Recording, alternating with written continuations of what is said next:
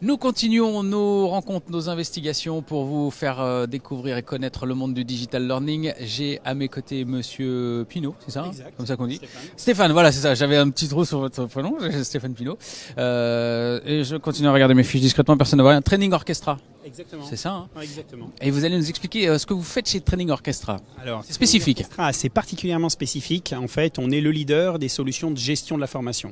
Concrètement, qu'est-ce que ça veut dire? Aujourd'hui, 95% de l'investissement formation se fait en formation présentielle. Il y a un animateur dans une salle, donc il va falloir gérer le planning, il va falloir gérer le remplissage. Comme c'est très coûteux, il va falloir piloter l'investissement de formation. Et donc nous, notre mission, c'est d'aider les entreprises à former plus et mieux en dépensant moins. On équipe plus de 500 clients partout dans le monde. Donc vous créez des logiciels pour simplifier l'organisation. Mais en fait, vous les vendez mieux que nous. On crée des logiciels pour simplifier l'organisation, pour pouvoir réduire les coûts de formation, donc former plus et mieux en dépensant moins, et aussi pour pouvoir prendre les bonnes décisions au bon moment. Puisqu'en fait, il faut pouvoir avoir les bons indicateurs, un peu comme une tour de contrôle, pour prendre en temps réel les bonnes décisions d'arbitrage, pour pouvoir arriver à réduire l'investissement formation. Alors vous êtes présent, je vais employer un anglicisme, j'aime bien, vous êtes présent worldwide sur la planète. À quels endroits? Alors en fait, on est présent essentiellement en Allemagne, aux USA, à Singapour, en France et en Allemagne. Donc on est une société qui s'est pas mal internationale. 2 fois en Allemagne, hein, j'ai bien entendu. On a été 2 fois en Allemagne parce qu'on a 2 sites en Allemagne, Ah oui, et d'accord. 3 fois aux US parce qu'on a 3 sites aux US. Je m'en sauve comme ça.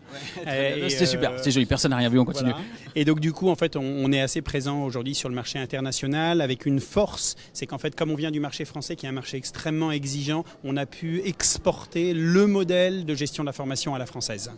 Exigeant et efficace. Qui sont vos clients? Quel type de clients? Alors en fait, on va avoir des grands clients comme les départements formation d'Areva ou de Capgemini, mais on fait aussi de la PME parce qu'il y a des vrais besoins dessus. Et on va équiper des grands centres de formation comme Demos. Ça, c'est plutôt quelques exemples en France, mais à Singapour, ça va être le ministère de l'écologie. Au UK, ça va être Zacham. Aux États-Unis, ça va être New York Life. Donc voilà, on offre cette solution un peu partout dans le monde aux entreprises et aux organismes de formation qui ont besoin de faire plus avec moins. Qu'est-ce qui va faire votre spécificité? Parce que j'imagine que vous n'êtes pas tout seul sur ce marché très précis.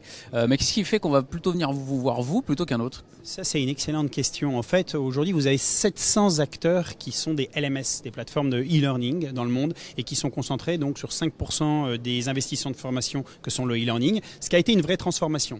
Et nous, on est un acteur relativement unique puisqu'on s'occupe du présentiel. C'est-à-dire qu'on est un acteur de back-office pour connecter les directions de la formation. On ne va pas connecter les apprenants, les learners, pour faire quelques anglicismes. Ça, c'est le métier On va faire une spéciale anglicisme on aujourd'hui. va faire une spéciale, on la refait en anglais après. Et en fait, on ne va pas connecter les learners, on va connecter les directions de la formation, les professionnels de la formation. Donc nous, on s'intéresse, si vous voulez, aux gens qui gèrent l'activité, là où les LMS, il y en a 700 dans le monde, s'intéressent aux learners et leur donnent accès à des contenus de e-learning. L'année, ce sera ma dernière question, l'année 2018 vient tout juste de commencer depuis quelques dizaines de jours à peine. Ouais. Quels sont pour vous les axes stratégiques ou l'orientation vers laquelle vous allez? Training Orchestra. Donc nous, les grands axes stratégiques, c'est le développement à l'international. Donc on a pris une part de marché qui est assez conséquente en France. On fait correctement en Europe et aux États-Unis. Aujourd'hui, on est en train de prendre vraiment une part de marché assez conséquente aux États-Unis. Une grande partie des équipes se sont déplacées là-bas. On a énormément recruté. Donc en fait, les grands sujets qu'on a, c'est de trouver les bons pour continuer à nous développer et puis de continuer à servir les clients, leur faire gagner en productivité, en efficacité, les aider à réduire leur investissement en formation, avec un fort focus sur l'international stratégique pour nous, puisque toute la croissance du marché est tirée notamment par les USA. Et vos logiciels aussi évoluent? Alors nos logiciels, effectivement, on est en mode SaaS, donc si vous voulez, Software as a Service. Donc en fait, on a 4 versions par an.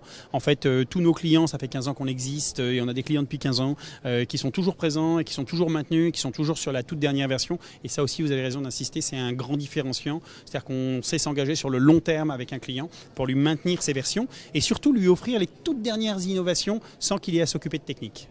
Merci Stéphane. Merci à vous. Stéphane, Training Orchestra, encore une belle rencontre sur ce salon. À bientôt les amis pour d'autres aventures.